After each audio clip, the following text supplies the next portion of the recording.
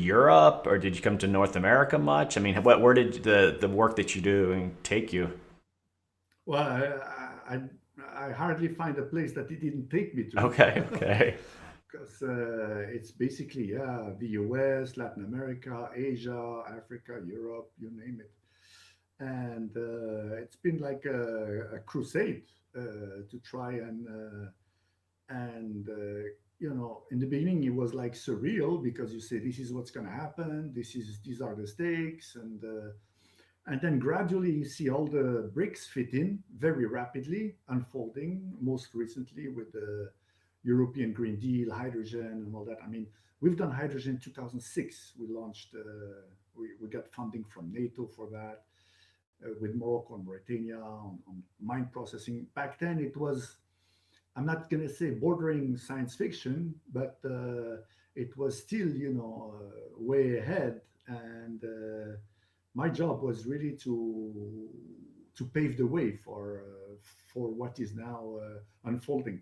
And it does take a lot of time, Hmm. and it's really important that for a country like Morocco and even Mauritania, that the politicians, the executives, the heads of the countries are well versed into the stakes, so that they don't get caught off surprise, so they can prepare long-term strategies, and they can act with very limited means but consistently throughout the stages, Hmm. and so that when the scenario unfolds, then they are very well prepared, and they have been obviously warned before, ahead of time.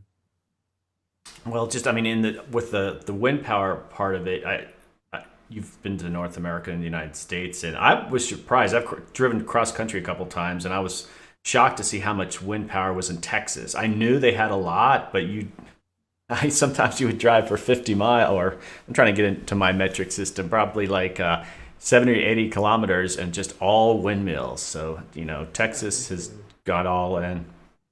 the Panhandle, and some big projects.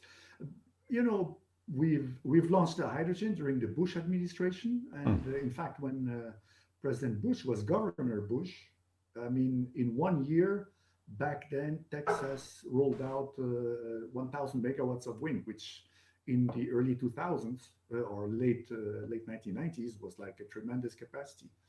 So we were really looking forward to a presidency that would push wind energy, and unfortunately, that has not been so much the case. But he's been ahead with hydrogen. That must be that must be credited to him. He saw, the hydrogen economy a little bit ahead of everybody, and set up the Hmm. multilateral structures. But it's been a journey, all along. The U.S.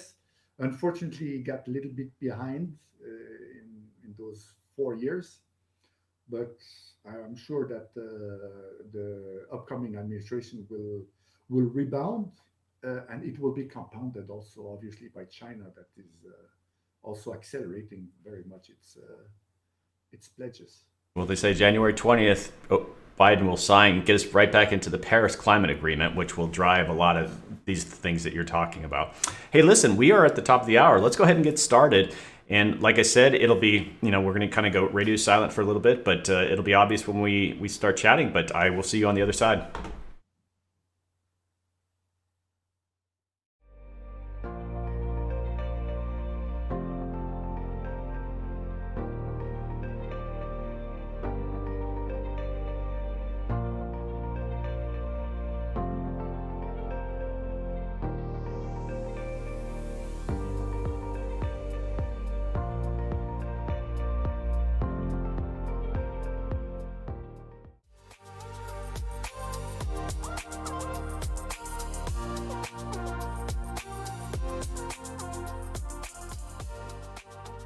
Hey adapters, I'm Doug Parsons. I'm a partner at Simpatico Studios, where we live stream conversations about complex business and social challenges with professionals like yourself who are working on the same issues. Our shows are live streamed in front of a global audience of your professional peers on simpatico.tv. I'm building a new type of online community for professionals like yourself on the Climate Adaptation channel. If you're a regular listener of my America Adapts podcast, I think you'll find that we're taking our conversations about important problems, policies, and solutions to the next level here. And if you're interested in being a guest, we'd love to hear from you.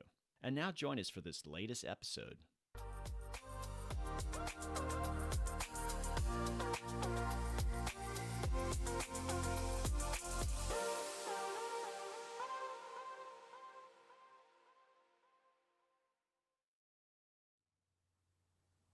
Hey adapters, welcome back and thanks for joining me on my first show of the new year.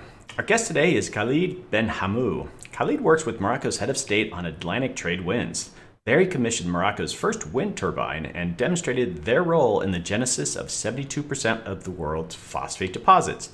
Khalid will introduce us to how the Atlantic trade winds have shaped our political geography and distribution of valued natural resources. He walks us through how the trade winds acted as an early engine of globalization, enabling exploration, piracy, migration, and empire building, and the role they can play today in decarbonizing the global economy. Hey Khalid, welcome to the show. Hey, Doug, happy to be your first guest of the year. You are. You're my first guest. Happy 2021. And hopefully it'll be much better than 2020, right? Yeah, absolutely. I think we've got good chances that it will be better. Right, exactly. Well, first off, I'm talking to you. Where am I talking to you from? Where are you based? I'm based in Rabat, the capital city of Morocco, of Okay. North Africa. Right, right. Well, this is always exciting when I get to talk to people from all over the world. And Morocco, I think you're my first person from Morocco, so I'm very excited for that. Well, we are talking about something a little bit different than what we normally talk about, and we're going to talk about African trade winds. And so I think we're going to have multiple conversations with you, but we wanted to sort of start off these conversations with you giving some historical background on what these trade winds are all about. When I first saw the topics that we're going to cover, I'm like, the trade winds, what are those all about? And so maybe we could just walk through some of the history and kind of how it relates to what you're doing. Well, first of all, the reason why we speak English is mostly due to the trade winds. And it's a very, very fascinating story. It started, obviously, the winds are circular movement over the Atlantic and they turn clockwise. And so what happened is that it enabled an expansion of confined Europe, Middle Age Europe, into the discoveries. And then this led to the plundering of the empires of Mexico and Peru, the Incas and the Aztecs. And then for some reason, because of the winds, the boats needed to sail back north of the Azores.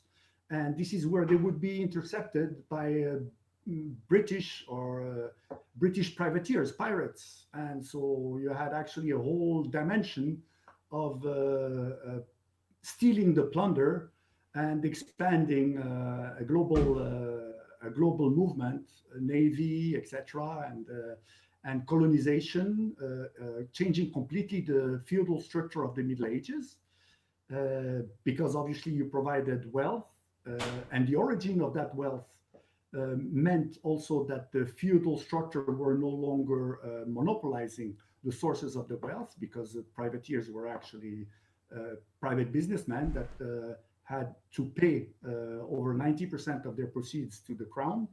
But as a result, the crown had also in the UK, United Kingdom, had to obviously give way to parliamentary reforms, and of course then you had the colonial history, colonizing the world.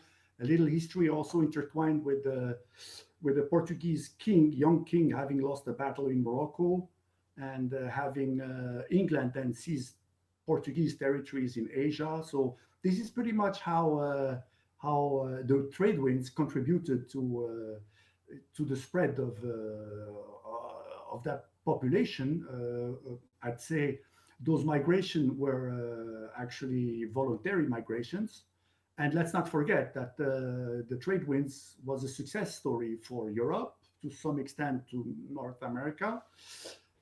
It has shaped much of the modern political geography, but it's been a tragedy for the African continent because this meant, first of all, we also have a story of piracy on our coast, but we were less fortunate because the boats that were crossing in front of our shores were empty boats going to the Americas and elsewhere, and the galleons full of silver and gold were traveling up north, and so the British pirates were more successful, and it's probably why we speak English right now. But let me just say that for the African continent, it was not only a piracy issue.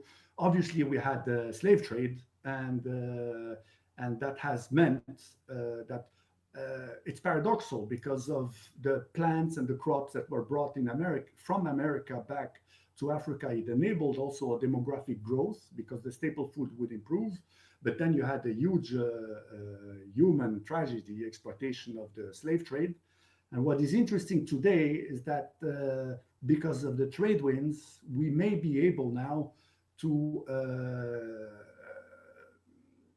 instead of being an engine of migration, it will be an engine of local, sustained green developments that will leverage the resource, the mineral resources, and the human resource of the continent. So that's the nice story that we can bring about, perhaps in the coming years. But it's a story that has been, waiting for a while to be able to finally see the benefits of the trade winds. Now, I don't know if you would like me to talk about the fossil footprints of the trade winds. That's another story. Well, let me It's ask a couple political more story. questions more specifically about the trade winds, and then we'll jump into that. Well, I think just to help people watching this, literally the trade winds, I mean, I actually had to kind of do some homework. I had a general sense of how they worked. This is Northern Africa. Could you even even explain what direction are they headed and what sort of the consistent pattern there? Could you like describe literally what they are? Sure, sure. It's a physical phenomenon, very simple. The Earth is spinning under direct sunlight. And so what happens is that the incidence angle of the sun is not the same in the equator as in the poles. So obviously the poles are colder. And so the air masses, hot air masses from the equator will have a natural tendency to migrate towards the poles. And because of the rotation of the Earth, the air movements then shifts clockwise over the Atlantic. And so it's a circular clockwise movement that is actually also at the origin, because of surface friction, at the origin of the Gulf Stream and of the hot currents, warm currents that keep Northern Europe a little warmer than Canada and Northern Canada, because the latitude are the same. So it's a huge engine that's been here for millions of years. It can be attested by the phosphate deposits, and it will be there for as long as the planet spins under direct sunlight. Well, I saw that on your website, and I thought that was interesting because you hear about different parts of the world. They have consistent wind here, but with climate change, it could interfere with some of these patterns. Even the Gulf Stream, they talk about potentially maybe interfering with that. But what you're saying is these African trade winds, it's based just on the rotation of the planet and the sun hitting the earth. Those are going to be consistent winds indefinitely. As much as the Gulf Stream, because it moves the Gulf Stream around as well. And so what happens is that the planet was exposed to climate cycles before, and thanks to the phosphate deposits, we have 40 million years of layers attesting that the trade winds were consistent throughout a period of 40 million years, during which the planet has had many climate cycles. So we can say in confidence, some level of confidence, that the trade winds will keep blowing, and that some of these impacts will be less, will be less serious than what we think. That doesn't mean that we should rest, but we have some level of confidence that this is global, because there is obviously planetary winds and local winds. This is a planetary wind. The planetary winds will remain. And you could just quickly talk about their role in hurricanes. Obviously, something very of interest here in the United States because we get whacked with these hurricanes. You know, they play a role when they first start, right? Yeah, that's another tragedy relevant to the African continent. The interesting story, it's been uncovered by NASA studies from the mid 50s, 1950s. And what happens is that the hurricanes, the intensity of the hurricanes get dampened by by particle contents in the atmosphere over the Caribbeans, where the hurricanes start. So there is a shear factor. And what happens is that if there is a dry year on the African continent or desertification, then you'll have more sand in the atmosphere because of the trade winds. They're moved and pushed towards the Caribbeans. And then that means that the hurricanes are either broken or they have less not the density is not high, so you don't get into level 5, level 4 hurricanes. And interestingly enough, most of the sand comes from the Bodele Depression in Chad, in near Lake Chad, and this lake has been drying. And it's been speculated that some of the man-made projects in the region, namely, I think the artificial rivers that Gaddafi has built in Libya to pump water from the aquifers of the desert into the Libyan coastal cities, has contributed to drying the aquifers and subsequently perhaps drying Lake Chad. So you can see this river now is not very functional, as you can imagine, but you can see that large engineering projects, when they're not well thought, can have tremendous environmental consequences. And in some cases, it can have some environmental benefits for some continents versus others. Okay, so you alluded to the consistency of these trade winds, but I'm curious. You must be hearing about how scientists might be predicting how climate change could influence the trade winds, maybe even at the local level, but probably not so much on the global level. But what could climate change mean? Well, first of all, climate change has predicted that the intensity of the hurricanes will be much higher than the current ones. And the fact that North America has not been exposed to major hurricanes was also in large part due to the fact that the African continent, the Sahel region, has been confronted to droughts. So it's kind of a perverse effect of climate change. So it buffered the effect of these hurricanes, but this phenomenon is we don't know how they will evolve in time and space.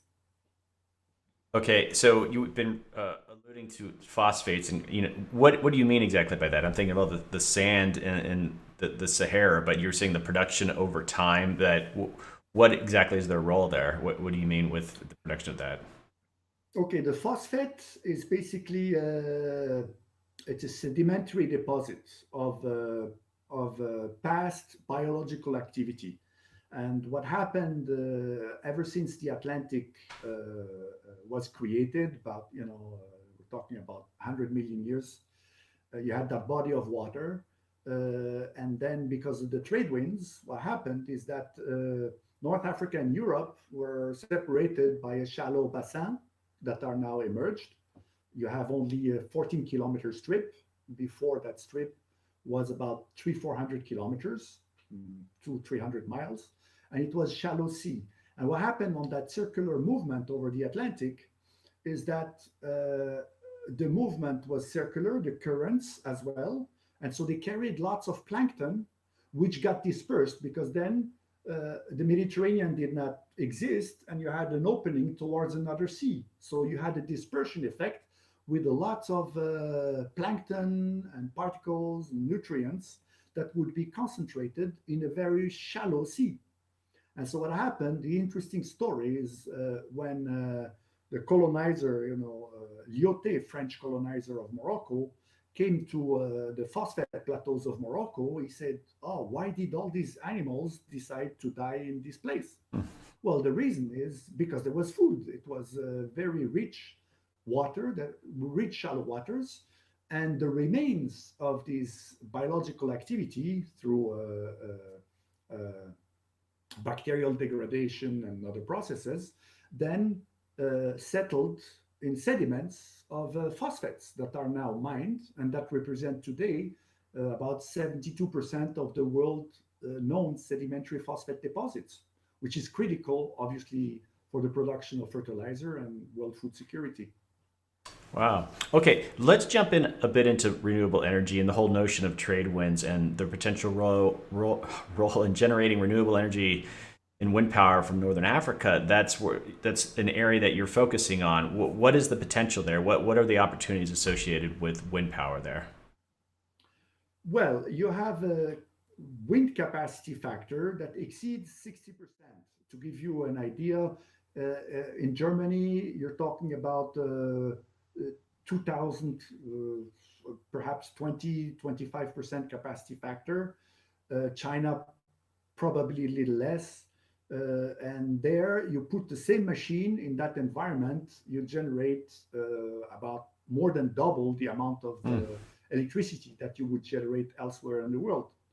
And so that translates into not only very low cost because it's the same initial investment, but most importantly, it enables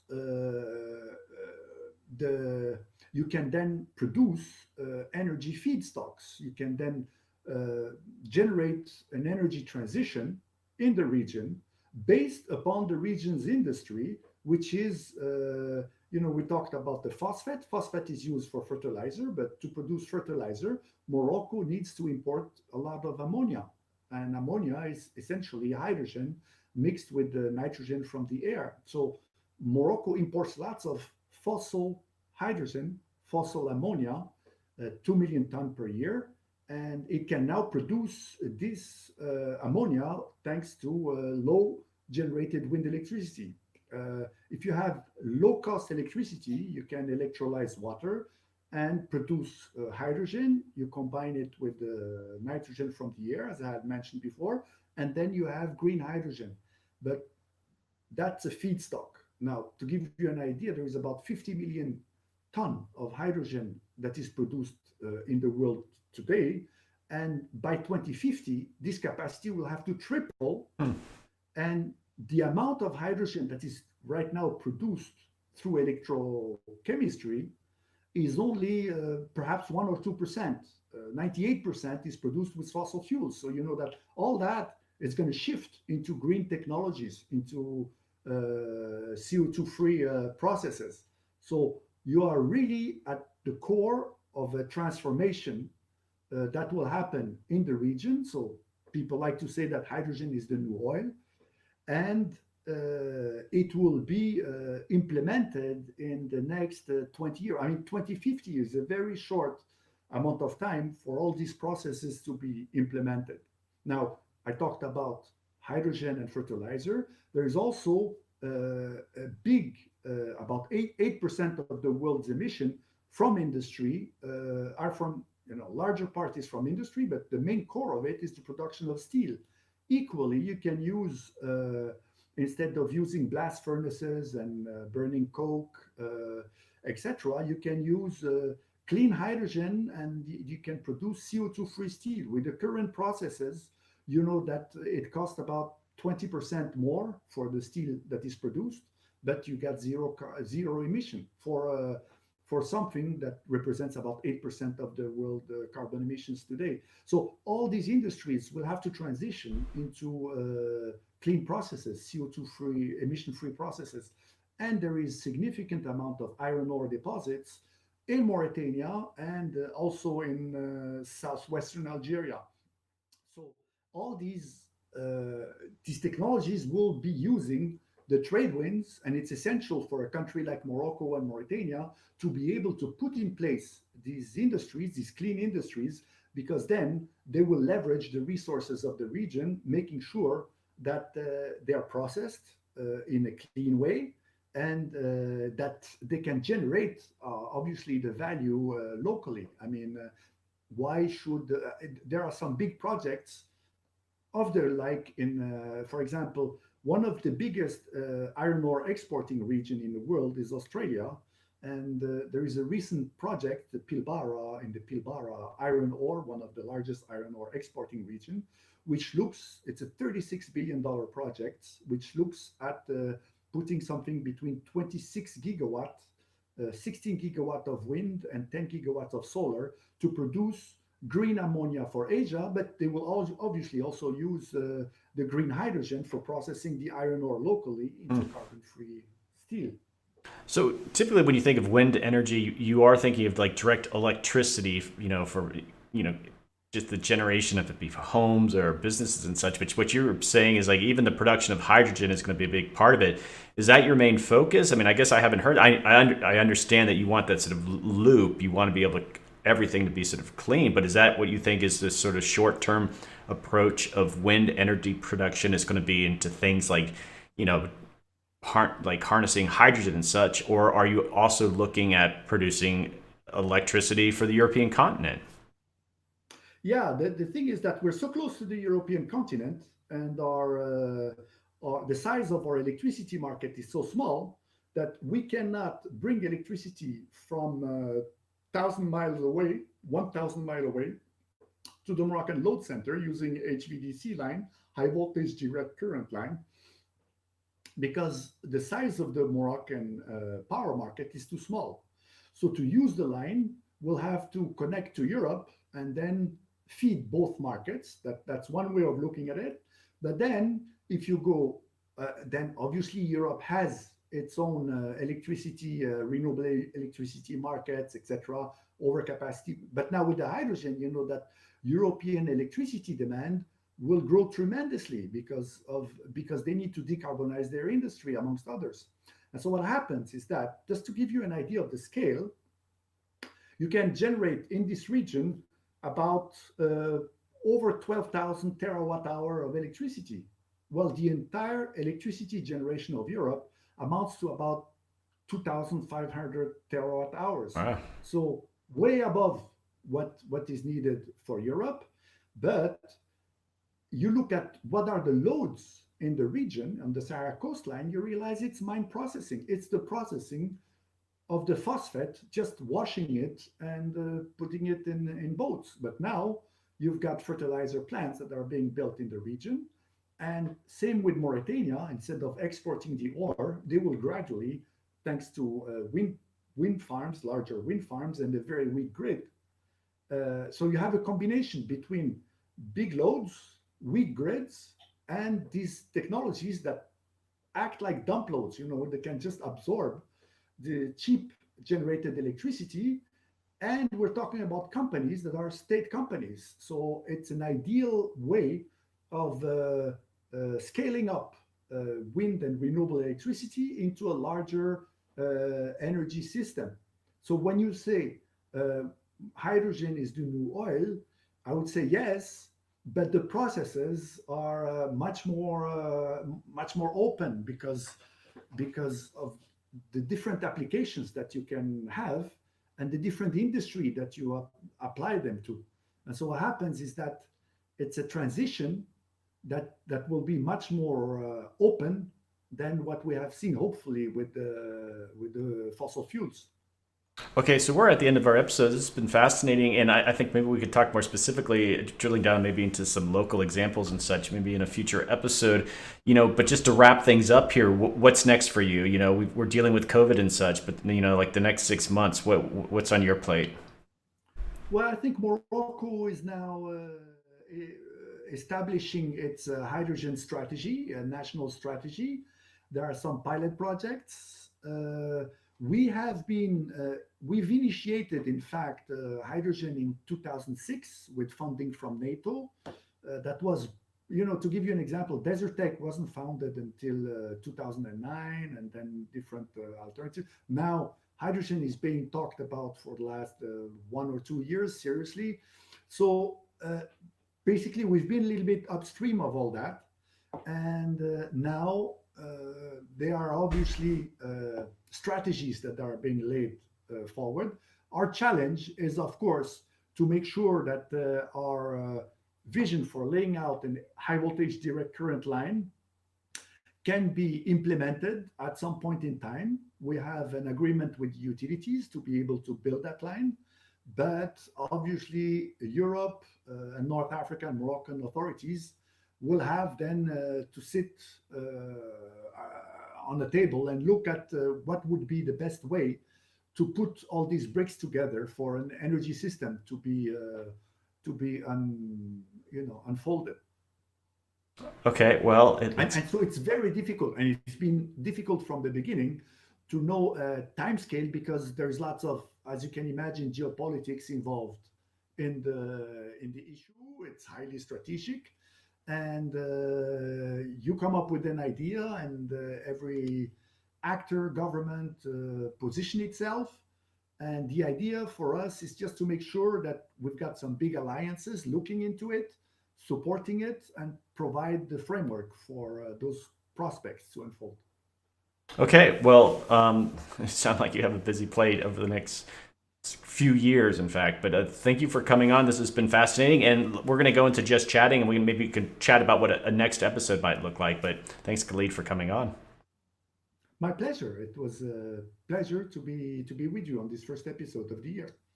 Excellent. Hold on, just 1 minute or 1 second.